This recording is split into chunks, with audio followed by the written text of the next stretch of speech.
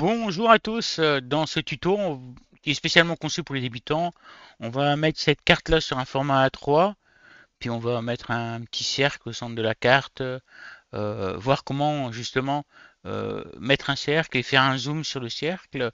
On va utiliser des outils d'encadrement, on va utiliser des ombres portées bien entendu, on va utiliser au moins deux filtres, à savoir sphérisation et contraction, qu'on va faire travailler ensemble. On va utiliser l'outil de dégradé. Voilà, des choses comme ça. Donc si vous connaissez tout ça, c'est vraiment un tuto pour les débutants. Ça sert à rien peut-être de le suivre, même s'il peut y avoir des astuces que vous ne connaissez pas. Et évidemment, je vous mets pas la porte si vous voulez le regarder, vous êtes libre, vous faites comme vous voulez. Mais j'ai pas envie que vous perdiez du temps si vous connaissez bien effectivement Photoshop. Voilà, donc pour nos amis les débutants, j'ai une carte ici et d'où elle vient? Le problème il est que c'est écrit ici, le map data vient de Google. D'accord? Donc, quel site va me donner ça? Quel site va me permettre de modifier la carte? Il y en a plusieurs en fait. Il y a CartoDB, mais c'est un site en anglais, il faut le comprendre. Faut le comprendre, pardon. Il y a OpenStreetMap. Ça, c'est vraiment le site qui est fait par une communauté. Vous pouvez facilement y accéder, c'est 100% gratuit. Mapbox qui est gratuit, mais finalement, il vous demande la carte bleue, donc pas faire la moindre erreur, parce que ça peut coûter cher. Il y a GeoPortail, que tout le monde connaît, hein, GeoPortail. Et il y a l'outil Microsoft Bing, donc Bing Map, donc avec un S pour map, donc c'est maps je pense, hein, voilà. Et donc là-dessus vous pourrez récupérer des cartes pour changer l'endroit. Moi j'ai pris France Paris, hein, tout simplement, mais vous prenez ce que vous voulez. Et j'ai mis en noir le fait, enfin tout ce qui était haut en fait, hein, donc tout ça.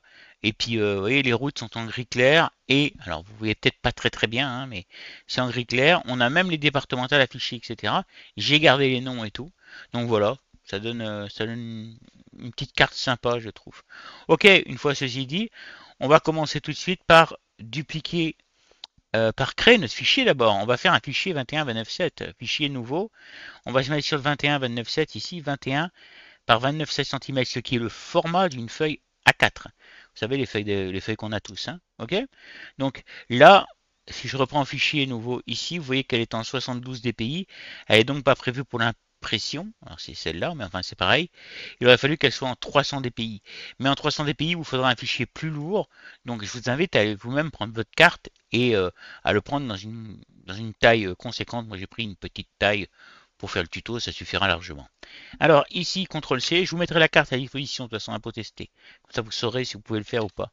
CTRL-V, donc j'ai fait CTRL-C sur un onglet, ici CTRL-C, hein, je le répète, puis CTRL-V, copier-coller, boum. J'ai collé ma carte ici, je pourrais la déplacer, je peux la bouger si j'ai envie, je pourrais même la réduire, etc. On voit que j'ai des poignées, mais je ne vais pas la toucher. D'accord? Une fois que j'ai fait ça, je vais vouloir mettre un petit peu de dégradé en bas, parce que je voudrais gratter du blanc en bas, ici, pour marquer euh, pour écrire des choses en fait. Donc, pour faire ça, moi je vais faire un nouveau calque. Il y a plusieurs solutions pour le faire. Puis je vais prendre l'outil dégradé qui est ici. Attention à ne pas confondre avec l'outil rectangle. Ils se ressemblent les deux. Je clique sur l'outil dégradé et là j'ai le choix entre divers dégradés. Alors, là, ce dégradé-là, il va être normalement, c'est celui que vous aurez. Euh, Ici, vous êtes bien en dégradé et non pas en dégradé classique.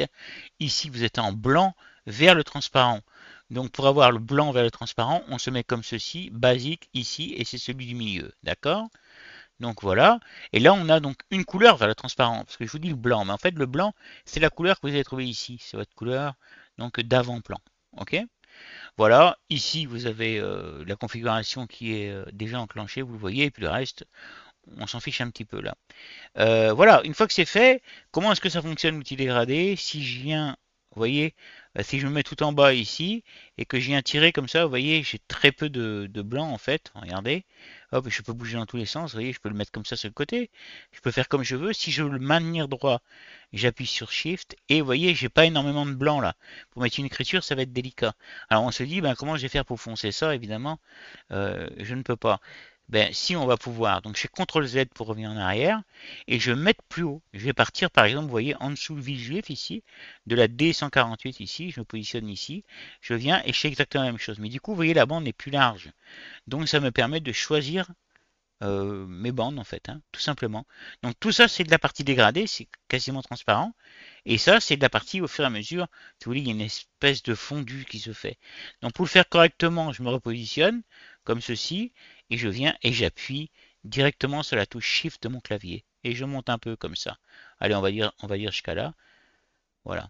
Hop, je relâche. Et là, c'est bon. Une fois que j'ai fait ça, je vais pouvoir travailler sur autre chose. J'ai mon calque qui est positionné ici.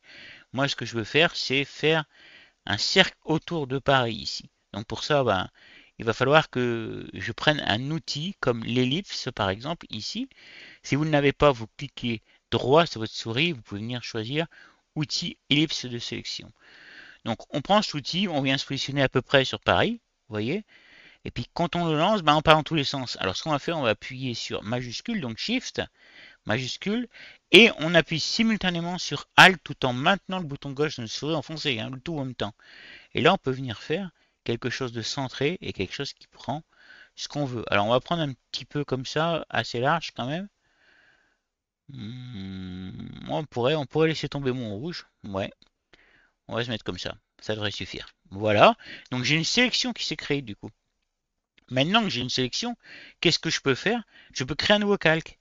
Donc un calque qui va contenir ma sélection. Pour ça, je vais me positionner sur les calques ici. Vous voyez? Et je vais me positionner sur le calque 1, je le clique, et puis j'appuie sur CTRL et J simultanément sur mon clavier pour créer un calque juste au-dessus. Donc du coup, ben, ma sélection a disparu, bien entendu. Et remarquez que si j'éteins là, par contre, qu'est-ce que je vois? Que j'ai bien ma sélection.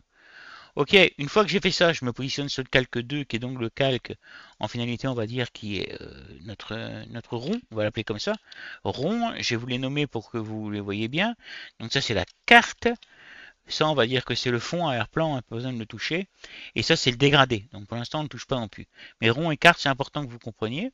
Donc maintenant qu'on a notre rond ici, on va pouvoir venir, en le sélectionnant, lui apposer un filtre. On va prendre le premier filtre qui va être le filtre de sphérisation. On va le trouver dans distorsion ici et on a sphérisation ici. Je clique dessus et là vous voyez on a un petit peu une forme. Je vais le mettre au centre pour que vous voyez, même sur ce côté là pour que vous voyez bien. Enfin moi je vois mieux sur ce côté. Voilà, on voit ici qu'on a une sphérisation qui est pas très forte. Vous voyez ça monte un peu. Alors si je le pousse comme ça, vous voyez ça fait carrément une boule. Donc voilà, et si je le descends à l'inverse, on pourrait éventuellement la contracter, vous voyez à l'envers. Donc nous on va la mettre comme ça, mettons, elle était à 23, j'avais fait des pré-réglages, hein, je vais pas vous mentir, j'avais fait des pré-réglages, donc à 23 ça me convenait. Ici on a plusieurs choix, on pourrait le mettre en horizontal, vous voyez, alors là il n'y a plus rien, hein, à 23 il n'y a plus rien, et en vertical, donc enfin il n'y a plus rien. Il y a de l'étirement, mais là on ne le voit pas quoi. Nous ce qui nous intéresse c'est le mode normal, ok? Donc le mode normal ici, et je vais cliquer sur OK. Et vous voyez, ça a un petit peu agrandi. Vous voyez ici l'eau qui passe, ça a légèrement agrandi en fait au niveau de ma sphère. Ça fait un petit effet de zoom. Là-dessus, histoire que ça se voit, je peux venir rajouter si je veux un effet spécifique. Donc je vais faire un clic droit comme ça et je vais venir dans les options de fusion. Dans les options de fusion, ici, je vais choisir le contour qui est ici. Voilà. Et là, ça me fait un gros trait rouge autour. Alors, c'est pas forcément ce que j'ai envie d'avoir un gros trait rouge autour. Donc, ben, je peux mettre la couleur que j'ai envie, hein, finalement, hein. Euh, on pourrait mettre, par exemple, ben, on va même pas mettre un contour, finalement, on va mettre une ombre portée. Vous voyez? Regardez ça. C'est encore mieux. Ombre portée. Donc, on peut régler l'opacité ici de l'ombre. Ok? Donc vous réglez l'opacité. Ici c'est le mode de fusion, n'y touchez pas pour l'instant, ça n'a aucun sens si vous débutez. C'est pas tout de suite, c'est pas sur ce tuto là qu'il faut faire ça. Et ici on voit la coupure, mais on voit que c'est pas trop déformé non plus quoi. Hein, on est vraiment léger sur la coupure. Vous voyez, le décalage est vraiment très très léger. Regardez ici et ici, c'est finalement ce qu'il y a de plus fort, hein. Donc voilà, ça donne ce petit effet sympa. Ici on a l'opacité du fond, bon bah voilà c'est l'opacité, hein, les couches etc. On va pas forcément y toucher. Là c'est le calque, l'intégralité de notre calque qu'on est en train de régler. D'accord? Sinon on veut régler que l'ombre portée, j'espère que je suis clair. On voit que le mode de fusion ici il est en produit, on peut le mettre en normal, hein. Voilà, ça n'a rien changé, hein. Et ici on a un fond bleu. Donc on peut venir le changer, hein. On peut se dire tiens je vais le mettre en rouge. Voilà, par exemple ici, ou en violet, hein, tout simplement. Et quand je relâche, vous voyez, c'est violet, ça peut être plus sympa, peut-être en violet. Ou, ben, je sais pas, en jaune. On vient chercher du jaune, et là, on a du jaune. Un petit peu couleur, on pourrait descendre un peu pour le mettre comme ça, couleur un peu plus or, on va dire. Voilà. Donc vous avez différentes couleurs comme ça que vous pouvez utiliser. Et quand vous êtes OK, bah, vous cliquez sur OK. Voilà. Ici, vous avez la distance. Donc la distance, ben, c'est facile à comprendre, hein. Vous la voyez la distance là. Regardez ce que je fais. Voilà. Quand je le mets à 0, ça fait le tour complet. En grossi, ici c'est 10%. Là, je pourrais grossir, vous voyez. Comme ça, là, je remets à 10. Je vous montre hein, pour que vraiment vous sachiez. J'ai prévenu dès le départ du tuto. Hein.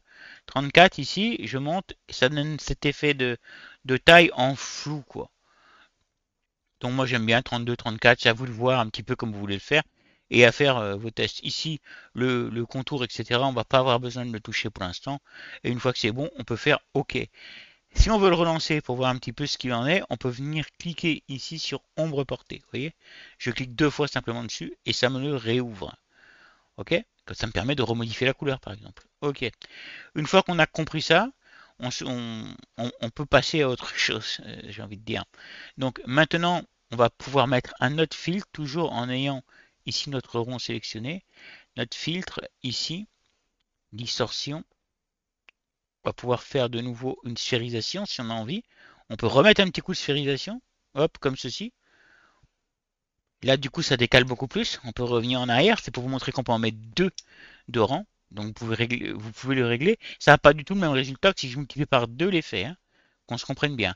Donc filtre ici, donc toujours distorsion. Et là, je vais prendre la contraction ici. Je prends la contraction et vous voyez la contraction, c'est le fait de le rentrer vers l'intérieur. L'objectif, c'est de donner l'impression que cette sphère est un petit peu décalée. Donc on va contracter un petit peu. Là, elle est à 25, ça me semble très bien. Vous voyez, ça a contracté un peu. Mais du coup, on est moins décalé. Vous voyez, ça donne un petit effet sympa, je trouve. Voilà. Après, l'effet n'est pas violent. Hein. Vous mettez des effets beaucoup plus violents si vous avez envie. C'est vous qui voyez ce que vous voulez faire. Voilà. J'aime pas trop le marron derrière là. Je sais pas ce que j'ai, il me dérange. Je vais le virer. Je vais réouvrir les ombres portées ici. Hop. Et je vais remettre un petit bleu comme ça fade. Voilà. Je trouve ça plus sympa, moi. Oui. Vraiment, je trouve ça plus sympa. Ok. On va faire l'encadrement. L'encadrement, on va venir tout simplement cliquer sur le bouton ici de cadre, l'outil rectangle en fait pour faire le cadre, et on va vérifier qu'on a des réglages qui sont corrects. Alors, normalement on mettrait des règles, mais j'ai pas envie de vous embêter avec ça pour avoir quelque chose de vraiment à quelques pixels près, non, au pixel près même, vraiment bien positionné avec des règles, mais j'en parle dans un autre tuto de la position des règles si vous voulez le regarder. Je ne plus le nom du tuto, mais la vignette est blanche et blanche, n'importe quoi. La vignette est noire et rouge, j'ai écrit Black Friday en gros. Donc je sais plus comment il s'appelle ce tuto. Mais là-dedans, vous allez avoir pas mal d'infos sur la position et le positionnement des règles. Donc il est pas loin derrière, hein, je l'ai fait il y a 2-3 jours. Donc il va être vraiment derrière. Ok, on va partir comme ça, là comme ça, et hop, on va se faire un cercle comme ceci. Qui descend en bas, en bas on peut même venir le faire toucher si on veut quasiment. Bon, ça change rien de toute façon, voilà.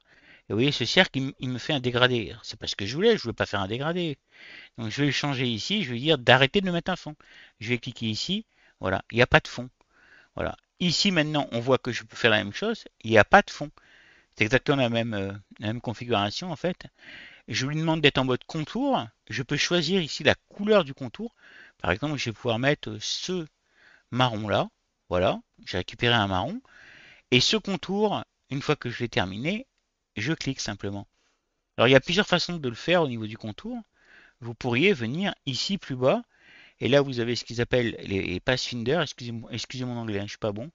Et là vous avez donc la possibilité de cliquer sur la soustraction de la forme avant, l'intersection des formes, etc. Donc si vous voulez vous tester à ça, vous pouvez également vous amuser. Ça c'est des exercices à faire pour bien comprendre comment ça marche ce truc-là. Ici, on a 8,27 en pixels, donc évidemment, je pourrais taper 8 ou 9 ou 10. Là, il a été réglé tout simplement à la main, comme ça. C'est pour ça qu'il est à 8,27. Et ici, il y a d'autres options que nous verrons plus tard. Maintenant, on va attaquer l'écriture, parce que là, on a quelque chose qui commence à mon sens, qui commence à être sympa. À mon sens, hein. On va attaquer les options, les écritures, pardon. Donc, allez, on va dire que on va écrire mars 2024. Je clique une fois simplement. Ah bah là c'est compliqué là. Oui, là c'est vraiment compliqué. Hop, je clique une seule fois, disais-je, et je vais écrire donc en Moongate, oui, en 50, c'est bien. Je vais écrire, ben ouais, mars 2024. Mars, espace 2000. Ah, attendez, là j'ai un souci. Mars, espace 2024. Tout en majuscule. C'est bizarre, j'ai des problèmes de clavier là. Voilà, mars 2024, ça marche mieux comme ça. Et je vais pouvoir l'attraper comme ceci. Si j'y arrive pas, je peux venir essayer de le sélectionner ici, puis désactiver la sélection automatique ici pour l'attraper comme ça. Ok? C'est plus simple. Alors là, le problème, c'est que, vous voyez, je le perds. C'est pas terrible parce que moi, je voulais le mettre là, quoi. Donc, comment est-ce que je dois faire? Je vais faire passer le calque au-dessus. Voilà, comme ceci. Je le fais passer au-dessus. Et maintenant, je peux déplacer mon calque facilement. Ok? Alors bon, là, j'ai un cadre énorme autour parce qu'il a écrit sur notre feuille, mais c'est pas important pour ce que j'ai à vous montrer. Je vais pas refaire le tout. Ok, donc bah là, voilà. On est bien. Mars 2024, c'est écrit. On va peut-être le décaler un tout petit poil. Hop, comme ceci, on essaie de bien le positionner tout de suite. Et on va se refaire notre texte. Pour ça, je reclique sur le bouton texte. Je pourrais appuyer sur T sur mon clavier. Et je viens écrire comme ça. Je vais partir de là. Et là, je vais changer la police. Je prends une autre police, histoire qu'on soit bien. Dans les polices que j'aime bien, tiens, il y a la mairie ici que j'aime beaucoup. Et là, oui, on va faire Robert et Janine. Robert et Janine. Janine, ça serait comment il y a un E, je crois, non? Ouais, je crois que c'est comme ça, Janine, non? Pardon, Janine. Voilà. Le mec, il sait même pas écrire Janine, quoi. Ouais. Il y a des fois comme ça, on doute de soi. Voilà, Janine. Robert et Janine, c'est assez sympa. Je le décale un poil. Je regarde ce que ça donne. Je vais lui changer de couleur. Tout de suite, je me dis, ben, j'aimerais bien lui changer de couleur. Ce que je peux faire, c'est cliquer, donc, vous m'avez vu le faire. Cliquer comme ça et venir prendre la couleur ici avec ma pipette. Donc, il suffit que je clique comme ça et je récupère donc la couleur. Vous avez également la valeur hexadécimale ici qui s'affiche. Donc, vous voyez, c'est directement en place Robert et Janine. Faire OK. Voilà. Donc là, on a quelque chose d'assez sympatoche. On a quelque chose qui commence à avoir de l'allure. Et puis, on va faire peut-être venir une bague. Comme ça, hop. Donc, j'ai posé simplement une bague que j'ai récupérée. Alors, la bague, vous la récupérez n'importe où, hein, ça vous fait faire des recherches. Allez sur FreePic pour récupérer ce genre de truc. Voilà. On va même la réduire encore. Et on peut dire que ils se sont mariés en mars 2024. Et là, on pourrait imaginer qu'on mette encore beaucoup de choses, hein, on pourrait passer du temps. L'objectif, c'est que vous compreniez ce que vous faites et que vous puissiez le refaire. Là, pour resélectionner, il faut remettre sélection automatique. Ok? Voilà. Donc, n'oubliez pas que c'est un tuto pour vraiment pour débutants, pour apprendre. C'est fait pour vous entraîner. C'est pas fait pour être spécifiquement beau. C'est un exercice en fait. D'accord? Donc, faites-le, prenez-le en tant que tel et modifiez l'arrière, mettez autre chose à l'arrière qu'une carte, une photo, ce que vous voulez, changez les lettrages. Si vous n'avez pas la police, ben regardez, vous avez le nom de la police, regardez où la trouver, je vous donne une info. Le meilleur site à ma connaissance où vous avez, enfin, pour avoir des polices gratuitement, c'est Dafont. Après, il y a le site d'Adobe Font aussi qui est très très bon et qui même peut être meilleur que Dafont, mais bon, tout le monde n'a pas accès à ce site. Voilà. Donc, c'est avec plaisir que moi je vous dis ce tuto est terminé. 18 minutes, si vous l'avez suivi, félicitations. Mettez-moi un mot dans les commentaires si vous l'avez suivi, réellement. Parce que j'aimerais bien savoir s'il vous a intéressé, si vous avez appris des choses. J'espère que vous avez appris des choses. Passez une bonne soirée, une agréable journée, en fonction de l'heure. Bon appétit si vous mangez. Bye.